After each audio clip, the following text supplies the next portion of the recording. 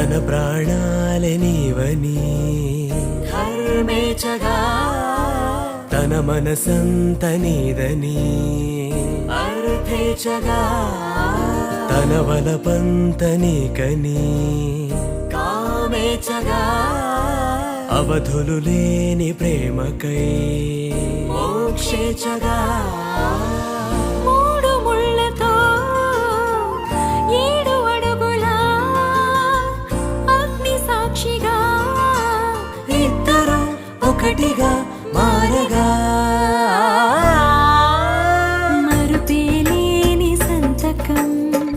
వెళ్ళి పుస్తకం మరు జన్మకి తొలి స్వాగతం